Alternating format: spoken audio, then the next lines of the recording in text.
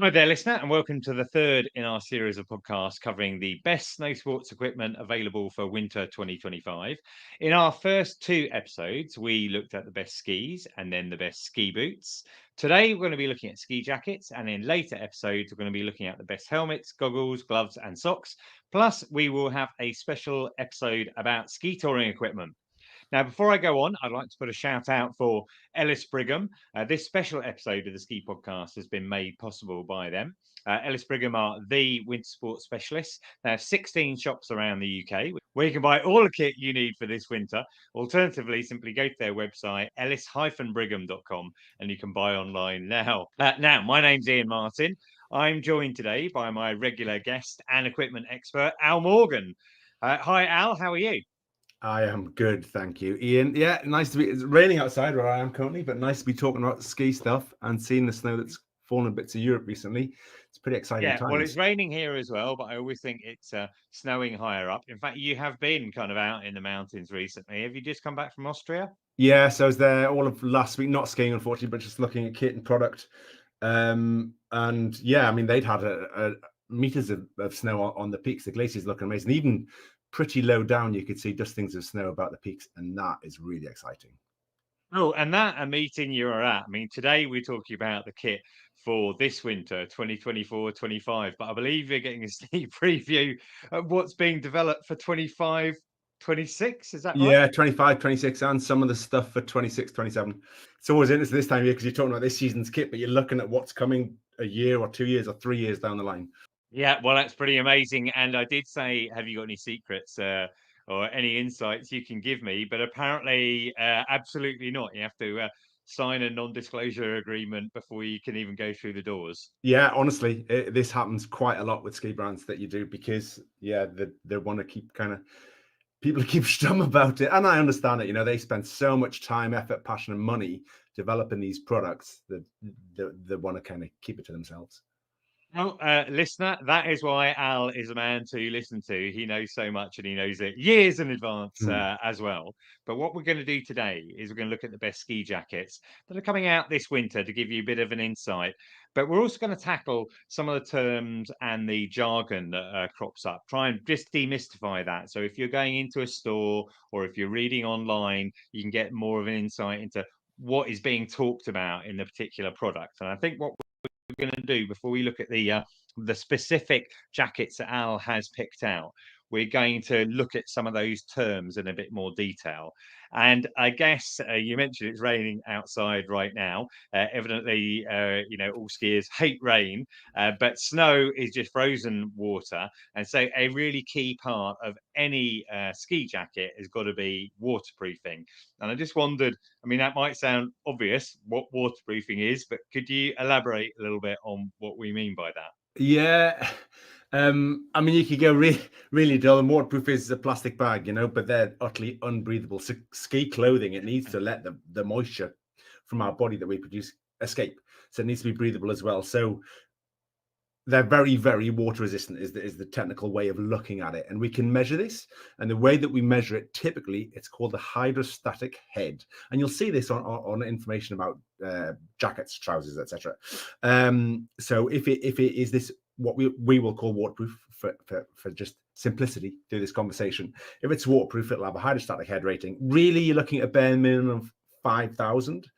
Up to 20,000, so let's say 20K or more. So what this means is if you get a column of water, that's the millimeters height of water before the water starts to press through the membrane. So if it's got a hydrostatic head of 20,000, that's 20,000 millimeters high, the water column before it can push the moisture through the membrane. Now, if you look at tents and things, they've got much lower hydrostatic heads and they don't need it. But the reason is with clothing, you know, we've got jackets pressing on our shoulders, we're resting on our elbows, on our knees. So the amount of pressure that we exert on the fabric, not the rain, but us doing things, that's why we have such high water resistance levels with clothing. But the higher it goes, often you get a decrease in breathability, not necessarily because costs can buy you that. Okay, and sorry, you mentioned there a number, Yeah. 5,000, 10,000, etc. If you're like looking online, is that going to be in all the kind of product details lower Yeah, down if you scroll?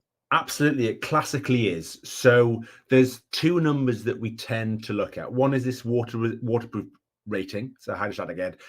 Most ski clothing is a minimum of 5,000. Actually, to be classed as waterproof, inverted commas, it actually can be a lot lower than that. It's about 1,500. It's really low. But 5,000 minimum, 10,000 is pretty good. And then 20,000 and more is your upper end, more technical, far more water resistant.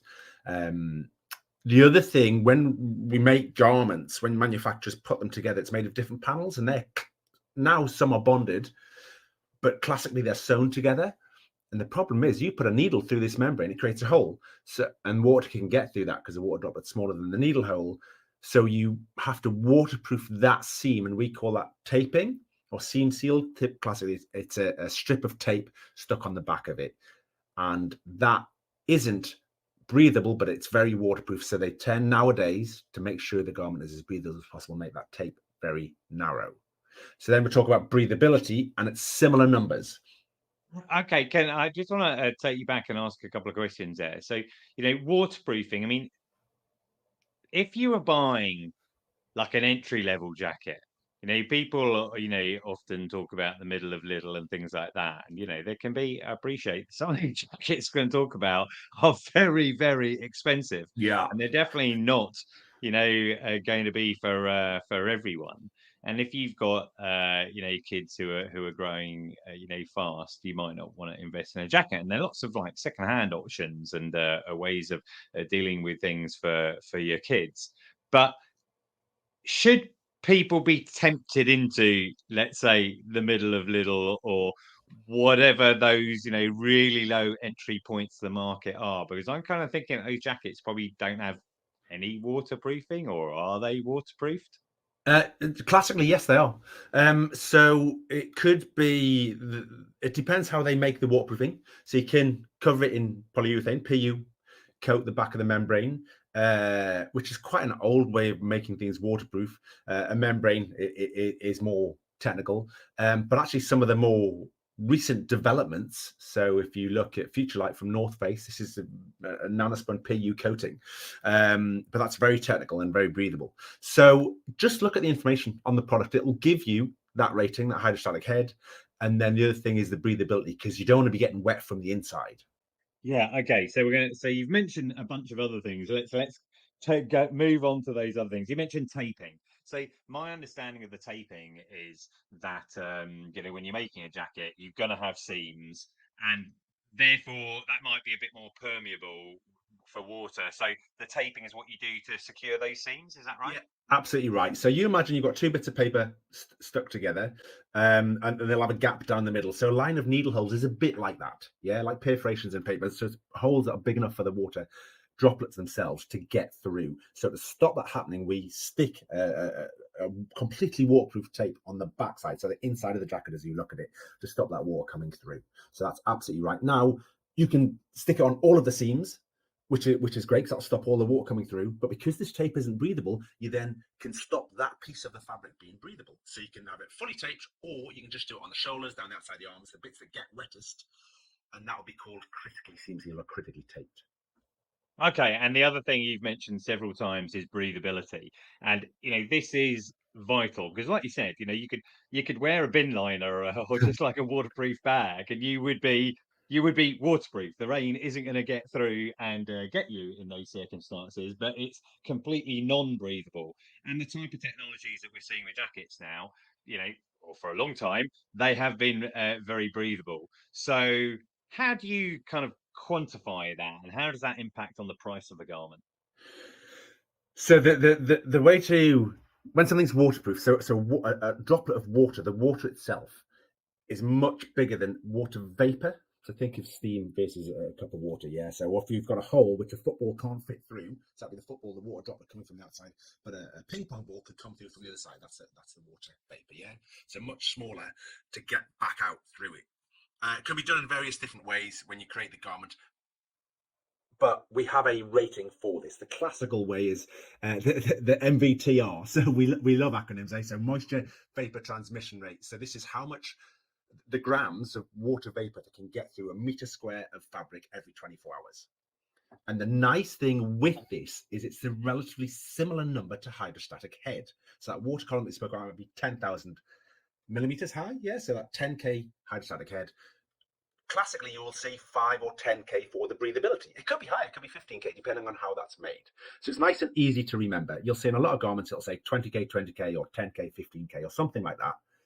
And that's how breathable it is. Like waterproofing, the higher the number, the more breathable it is.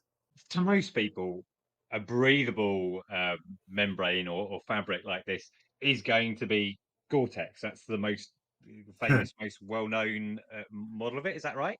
Is this like saying sellotape when it's sticky tape? Yeah, and it is. It's kind of synonymous with waterproof membranes, but there are so many out there. Some fantastic ones. You know, Demystifying by Torre, and you've got Cibertex, and loads of different waterproof membranes. Brands make their own. So BD Dry, or as I mentioned before, Future Light. Various ways of doing this, but Gore-Tex has been around since the 50s in waterproof jackets since the 70s. And actually, we're going to talk about sustainability because we always do, and I'll talk about that a bit more in there because there've been quite a lot of developments. But yeah, Gore-Tex is a classic. People walk in a shop and ask for Gore-Tex jacket rather than a brand, and that's just because people know it, and it works really well at keeping that water out and being breathable. But there are certainly other alternatives that can be more breathable, for example, depending on how it's constructed. Okay, excellent. Well, constructed. That's brilliant that you use that word, actually, because my next question was going to be about the construction of the jacket, because we have different jackets, and some of them are, what people might know as a shell jacket, and some of them are insulated. Yeah. And confusingly, I think a shell sounds like it's not, going to be as thick, but that's a 3-layer jacket.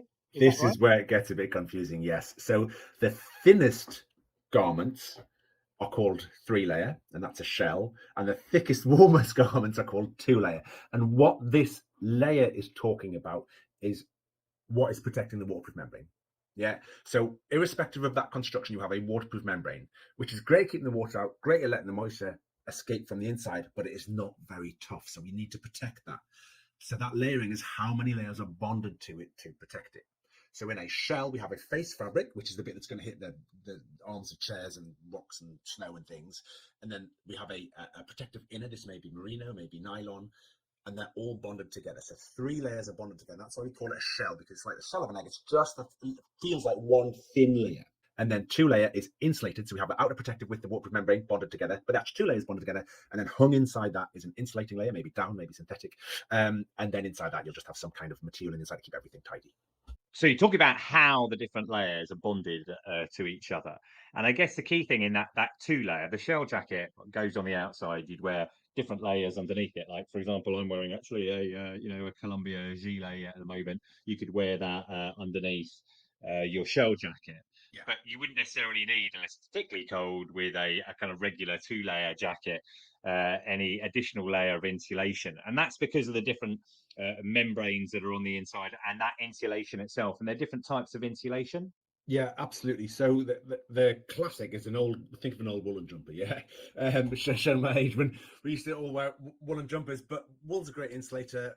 Down as well is a natural fiber and exceptionally good because of the loft amount that the down can expand and trap air. That keeps you really, really warm. But there are synthetic versions. Classic as you think of a normal fleece. So that synthetic Primaloft is that's really, really popular. But there's lots of different brands of insulation, and some may be mixed in there. It depends exactly what the brand wants to achieve. And then there's some really technical solutions now where people are using different kind of coatings to reflect infrared heat or trap warmth from the sun's rays and convert that so we're warmer. So we're seeing more technical solutions, but those having that warm layer in there, either attached to the jacket, as we say, 2-layer, or you have that 3-layer shell and you put another layer underneath.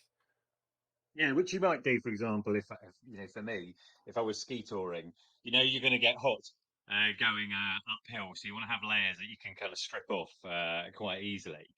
Yeah. Yet when you come back down again, you're going to be, you could be pretty cold. So like a shell jacket could work out much better in those circumstances. Yeah, for active sports where you're going to be, your temperature can vary quite a lot. That's a brilliant way to do it, that layering. Quite a lot of ski jackets will be insulated. And if you look at racers who are in these really thin race suits, going downhill very, very fast, but they want to warm up really quick, but they don't want to be putting on 3, 4, 5 layers. So they classically have either a down jacket or an insulated ski jacket to shove on over their race suit straight away to keep that warmth in. So it depends what you're going to be doing. If you're skiing around the resort, for most of the winter, an insulated jacket can work really well.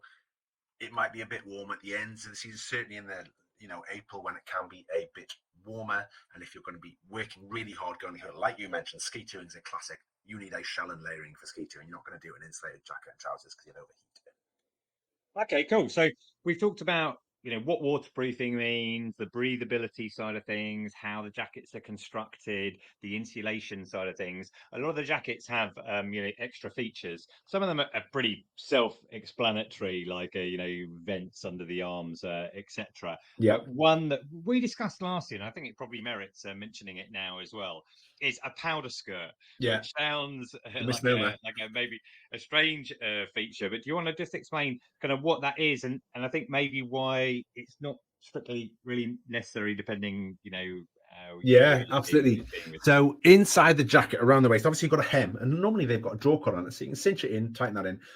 But inside the jacket, there's normally something with a popper closure, and it goes around your waist. And this can be attached to the trousers if you want, but it generally has a rubberized gripper, a silicone gripper to hold on. And the original concept was when you're skiing powder snow, that light powder snow fluffing up through the bottom of the jacket, this powder skirt, as it's termed, is to stop that snow coming up underneath. In practice, I've skied with powder skirts, without them. Does it make a difference? I would argue not for powder. And besides, if you're going to be skiing off piste, really you need a backpack on with a shovel, a probe, and you're going to have a transceiver on. So you got the waist belt off that backpack anyway, which is going to pull all the jacket in. So you don't need the powder skirt. What it is brilliant for is trapping warmth in. And lots of jackets in the sleeves by the wrist have what looks a bit like a mini powder skirt for your wrist, so an internal stretchy wrist gaiter, which you can put your thumb in. And that, again, is a brilliant way. You put that on, put your hands in your gloves. That's a lovely way of trapping that warmth in.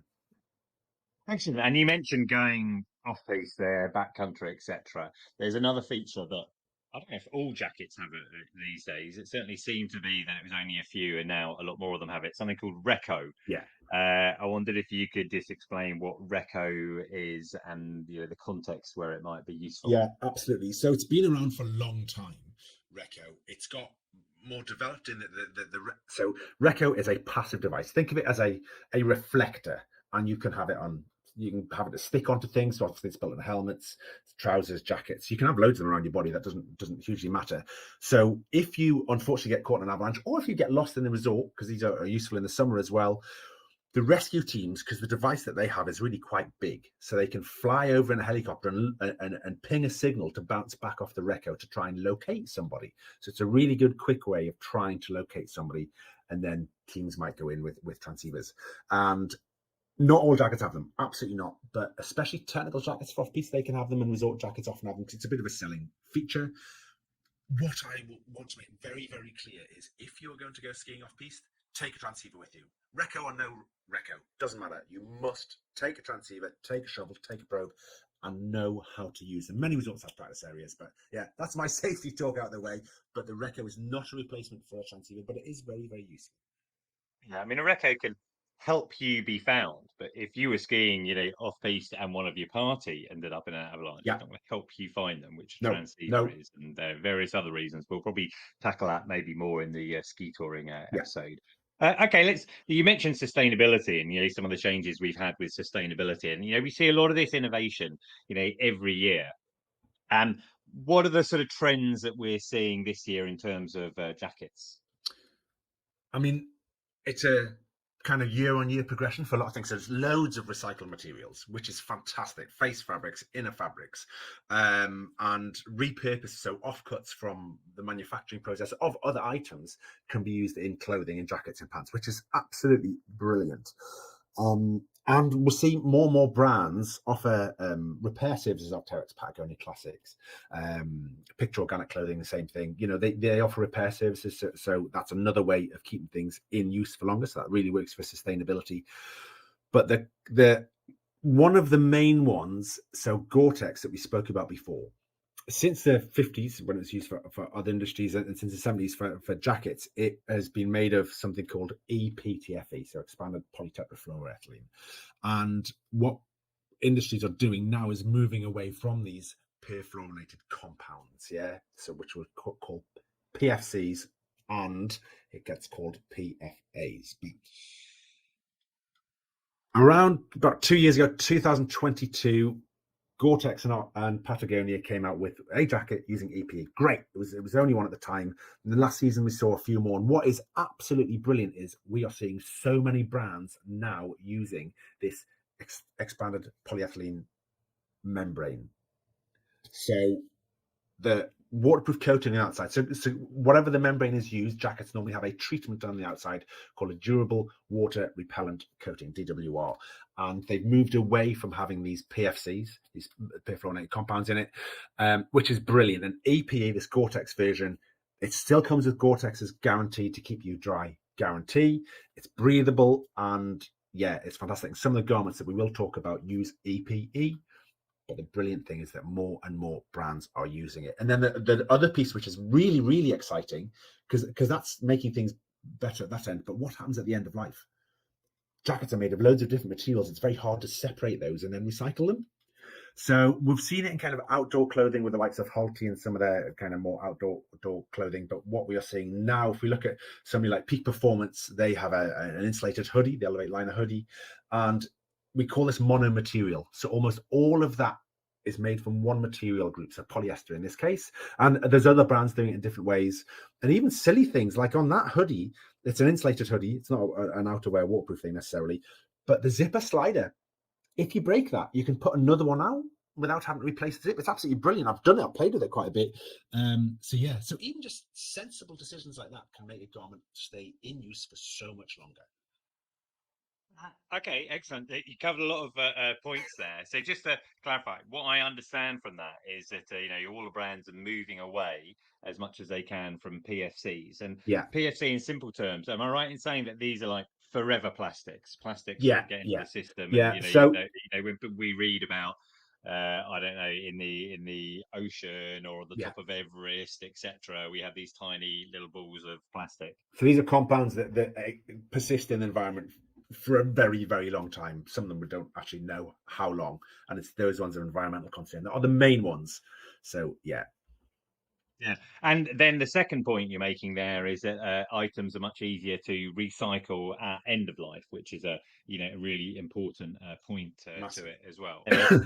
You mentioned repair earlier, and actually this is something I definitely want to bring up, because anyone who listened to episode 218 of the podcast, in that episode I interviewed Dominic Showers from Arc'teryx. I talked to her about their rebirth program, and one of the reasons was I went along to their store in Covent Garden where they have a repair shop, and Patagonia have had these repair shops, and I think a lot more companies are introducing these repair shops where you can take along that brand and they'll do some repairs for you. And as it goes, last week I took an Arc'teryx shell jacket that I have, where the waterproofing just wasn't working anymore down there, and I'm just so impressed with the service. I really wanted to kind of bring it up, but basically they took it off me, they washed it, and they retreated it with non-PFC DWR, durable water repellent. And now, actually, I haven't been out in the rain yet. I should probably just go out there today and try it out. But we're seeing more and more brands introduce these kind of repair services, aren't we? Yeah, absolutely. Which is fantastic, because we want to keep the garments in use as long as possible. But going back to your point, first of all, how cool is that downstairs? They've got a separate room with washing machines, and then they can wash it and dry it for you and treat it. But that, absolutely, people do not realize about cleaning their garments. These are technical pieces of clothing, so you've got to keep the pores open. You have to clean it. Do not just go and chuck it in with your normal laundry, because washing detergent can block those pores. It's not as good for it. So get a specific washer. There are loads of different brands out there. For years I've just used Nickwax because that's what I use, but there are loads of alternatives that you can use. And it is astounding the difference that it makes when you properly wash and reproof. So we're talking about this durable water repellency of the garment. And you should actually do it every 4 or 5 uses. So if you're using that garment every day for a week, come back from a ski holiday, wash it, reproof it. You have to do it a lot more regularly than people think. So, and it makes a massive difference to how well it performs and how long it lasts. I mean, that is really interesting because part of that Rebird project from Arc'teryx is there's a section of it called Recare, and it's literally about consumer education. And to be honest with you, when I took that jacket in, they said, "Oh, did you ever, when did you last wash it?" I've like never washed it, so that probably didn't help. Yeah, so there's I think it's University of Manchester. Quite a while ago, I went to a talk by one of the professors, and they do material science, and they were looking at this. It's actually about 5 hours of use, and then you want to redo it. That's amazing, because I can ski for 8 hours in a day. So, but being practical, a week's use if you're going to. So, and then reproof it. But people will have a jacket at home, a walking jacket or a ski jacket they might use through the summer, and never wash it and reproof it. And then it wets out. And the problem that you get in wet now, it's not that the water comes through the membrane. When that face fabric is wetted out, the garment cannot breathe. And it's incredible how much moisture our body produces. So you wet out from the inside of the. That's why we need to replenish that DWR treatment. Well, I think there's a lot of developments in terms of extending the life of garments, whether it's by using better materials in the first place, or that end of life, making it easier to recycle them. And a point that we've made several times is that the most sustainable garment, the most sustainable item in your wardrobe is the one that you already have. Yeah. So all of those points being made, if you are in the market this year and it is time to get a new ski jacket, a point of this episode is to look at some of the best new ski jackets available for winter 2025. And the reason we have you on, Al, is because you know so much about them. So let's get into the meat of the issue. What is your first choice for this winter? Yeah. So I just want to be clear, there were so many good garments. I tested a lot of clothing, and this list could be so long. So we picked different price points from what feels to me is very expensive through to something a bit more palatable and might fit my budget, but they all perform brilliantly well. So at the top end, so there's a Japanese company called Descente, Descente. People will think it's French, but it's a Japanese company. They've been around for a long time, make race suits, been involved in various sports, but really they started in skiing. And it's pretty new to the UK. I know Brigham stock. I don't actually know who else stocks it, but they make we're talking about insulated pieces. This is a woman's jacket. And we're talking about seams before, but a lot of the seams on this aren't sewn. These are bonded. So this is called the Descente Woman's Welded Down Jacket. Now, deep breath, it's £789. But it's amazing. I mean, it's so warm. The fit on it is fantastic. It doesn't look like a crazy, just technical, going to go and stand out in the rain jacket. It looks beautiful, really tall, warm collar. It has all of the ski features. And then this is also one of those jackets where they use that technology that I was talking about, interacting with the sun's rays to give you more warmth. So they call it Heat Navi Tech. And they think, or this is their claim, is that this makes it about 5 degrees warmer without putting more insulation in it. But this jacket looks fantastic. It uses Dermazac's waterproof membrane. It's not completely taped, but the critical seams are taped. And as I say, a lot of the seams are bonded anyway. So you don't have all those little holes to worry about so much. And the other beautiful thing about them being bonded, because down can get out through stitch holes, you don't shed as much down in this, which is great when you pay the best part of £800 for the jacket. You don't want to lose the insulation, but it is rather beautiful. And the white colour, it's a natural colour, so it's more eco-friendly if you want. They're not having used dyes in that. Okay. And that's a huge amount of money for a jacket. I'm thinking that it's going to last for a long time. It's part of the reason for that price point because it's using down specifically. It's just a really, technically developed jacket. The cut and the fit of it looks and feels expensive. Yeah. So some of it is just all of the tailoring in that. Down can add to the cost, absolutely. But Descente is a premium brand, classically. Yeah. So they make upper end products. You look at some of their base layers and things, it's amazing what they've been able to achieve. Well, apart from anything else, educational to discover that Descente is actually a Japanese brand and not a French one, which I had always assumed. Right. Okay. Okay. What's number 2 on your list then, Al? So stepping down just over £100 to £630 to make a men's and a woman's version. North Face has a technical end of their clothing, and this range is called Summit, and they have it for different sports. So this is the men's Summit Verbier Gore-Tex jacket, and I think we may have actually covered the ladies last season. But this is in again because it is absolutely brilliant. I love the long cut of the jacket. It is longer than many. It has a really tall collar, which on those real blower days, this is a shell jacket. It's Gore-Tex. Gore-Tex don't talk about their hydrostatic head and breathability rating, but they do have, as I mentioned, they're guaranteed to keep you dry moniker, just stating that, you know, it's going to keep all that moisture. And it is very, very waterproof. But the cut and feel of it, really nice big front pockets. If you're wearing a harness, if you're going technical, you know, ski touring or mountaineering, you know, free ride skiing, or you're wearing a backpack when you're off piece in that waist belt, you don't want pockets down by the waist belt, so the pockets are nice and high. Just a brilliant cut. I love you can get it in black, but they've got a really nice bright kind of greeny colorway, which I really like. They've got the women's too, matching bib pants, big hood that you can put over your helmet. If you're going free ride skiing, the cut and freedom in this, and just how tough it feels and seems to be on the mountain. You know, I'm not using this for years and years and years. Yeah, it's a great free ride jacket. Summit Verbier. Yeah, I've had it for a while, but it is brilliant and deserves a place in this list. Okay, excellent. And I take it you've tested that one out in the mountains somewhere, have you? Yes, yeah. So all these pieces are played with in some way, and it's brilliant. So I get the opportunity out in La Clusaz to ride the outfits from lots of different brands, and in Scotland where it's often quite miserable and wet, so it's a brilliant test for it. And in the UK, you know, often I'll test these bits in summer months as well as in winter to see how, because there's no point just having a jacket that you're going to use for 1 week of the year. That's sustainably, that's terrible. So I want to see how it works year round. So these things get tested a lot. Yeah, and just to clarify, listener, if you haven't listened to our previous episodes, which you evidently should do on the skis and ski boots, I think we mentioned it there. But when Al talks about Vaclusa, that is the SIGB, Snow Sports Industry of Great Britain ski test, which Correct. is for the industry where Al leads the full line team and does all the reviewing for full line. Yes. Okay, what's number 3 on your list, Al? Yeah, so jumping down again about around another £100, so £539. So this is another ladies' ski jacket.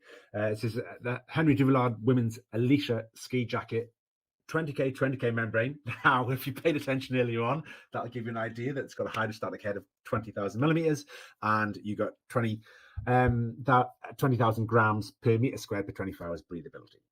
But yeah, 20k, but like the Descent, it's not fully taped, it's critically taped.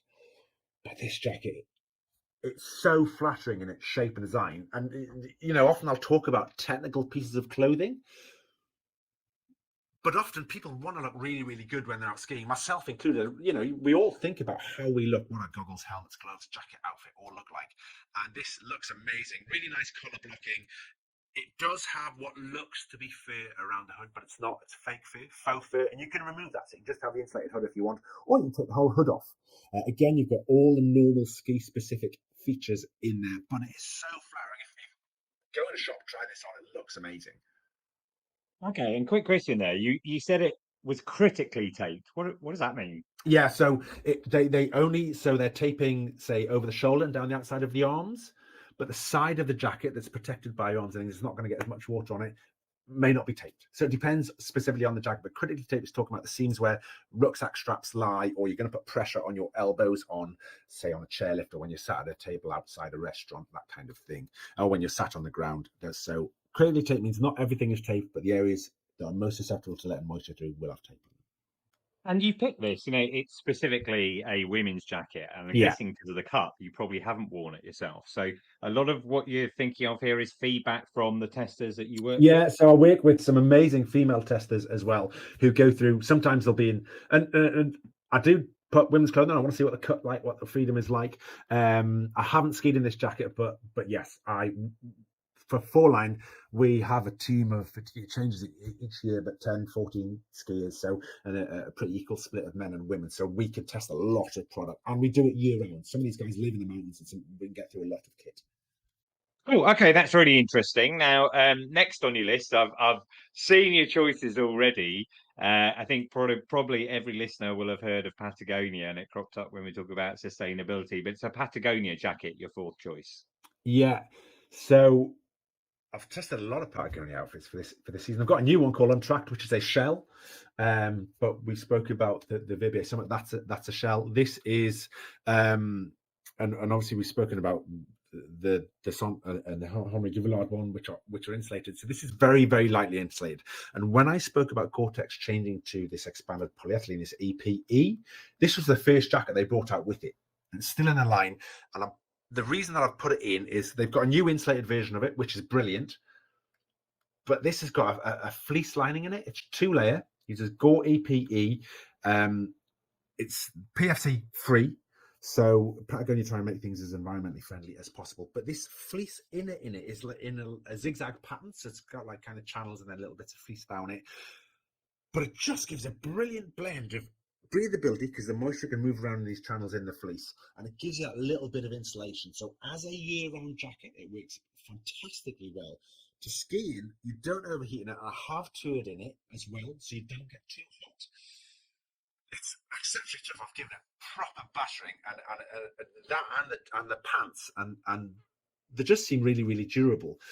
£449, the women's version and the men's version, available in various colors, and it just works superbly well. I love the pockets at the front are nice and high, like I spoke of with the North Face jacket. Keep out of the way of that rucksack strap. The powder skirt, which we spoke about earlier, the inside isn't as big and bulky as many. It's much slimmer, but it's got a really grippy rubber hem to that powder skirt, and you can pop the front of it out of the way, and even with that, still holds on. It still keeps that warmth in, but you can keep it up. You don't have to fasten it, unfasten it all the time, or you can do it up nice and snug around you. So yeah, the Storm Shift's been in their range a while, but I've used it season after season, and it works across the whole winter without you overheating on those warmer days. Really versatile, use it year round. And for £449, given how widely you can use this jacket, it's a great choice. Right. Okay. That one sounds really interesting. And just to clarify, then, proving that I listened to what you were saying earlier, this is EPE, Yes. which is that Gore-Tex layer that uses no PFAs, no No PFAs, yeah, PFAs are absolutely right. And actually, so one of our testers, Amy Marwick, who I think you might have spoken to previously, she we're skiing together in Patagonia kit, and one of her comments was just how cool you feel. I think she might have been in the Untracked at the time, but I know I've skied with her in the Storm Shift as well. And it does, it has that cut and that feel in it. It's brilliant. And also there is a lot of brand loyalty, I would say, towards Patagonia, because evidently they stand, I guess, at the forefront of brands in terms of their positioning for sustainability in relation to, I don't think we need to go into it now, but how the company is formulated in that their profits go towards environmental causes as of, I think, maybe 2 years ago now, or a year ago, something like that.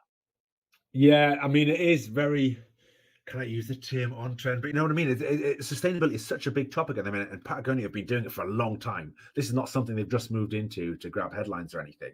They've been at the forefront of this, pushing it forwards. Yeah, the beauty is, and as we've spoken of with equipment, we're getting this improved sustainability, and the kit is performing, and that is fab. And that actually leads us on quite nicely to the fifth in your list, which is from Picture. And I think the full name of that brand is Picture Organic, isn't it? Because they Picture also have Organic great clothing. Absolutely right. Yeah, so again, a massive, sustainability is one of the key pillars of how they develop their products, how they operate as a business.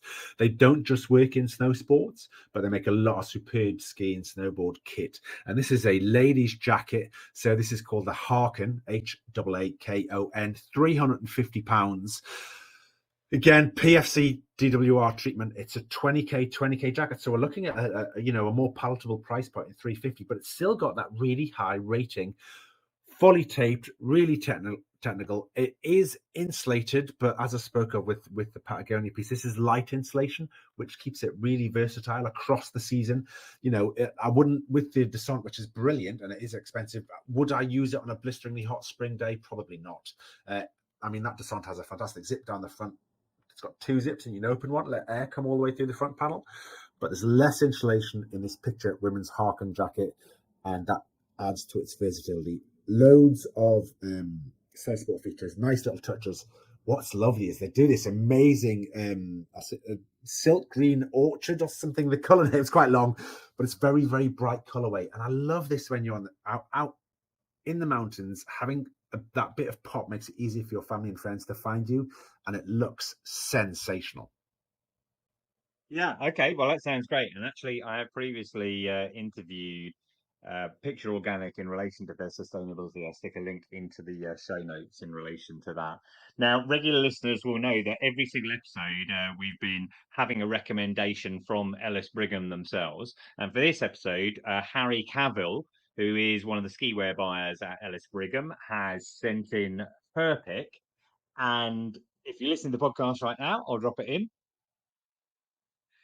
And if you look, if you're watching on YouTube, I can tell you that Harry picked the Goldberg Women's Porter jacket. Do you know this one, Al? Yeah, so actually, it's probably similar in its look and feel to the Descent, really.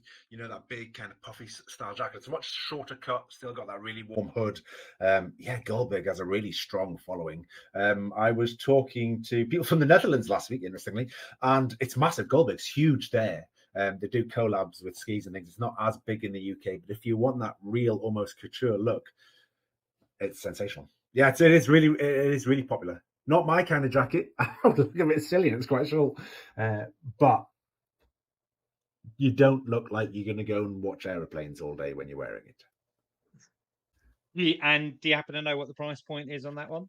It's mid £500s. I think it's about £530. Okay, excellent. Well, there'll be a link to that in the show notes. Okay, that's brilliant. Well, I would like to thank Ellis Brigham because this episode of the Ski Podcast has been made possible by them. Just as a reminder, there are 16 shops around the UK. You can find all their kit at ellis-brigham.com, where you can buy online now. We're going to move towards a close now. I enjoy all feedback about this show. I'd like to know what you think, listener. You can tell us by social at Ski Podcast or by email, the ski podcast at gmail.com. We have had some feedback already on some of our previous equipment episodes. Chalets Direct, I guess that's a company rather than a person.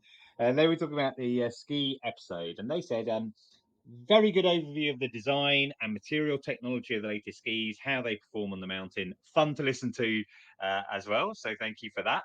I should point out that all of our equipment episodes are being published on YouTube on the Skipedia channel. So you can find us there. If you want to see Al and myself, as well as hear us, you can catch up with us there. Plus, there's loads of other videos on there as well about ranging from train travels, snow reports, interviews, features to do with the ski industry.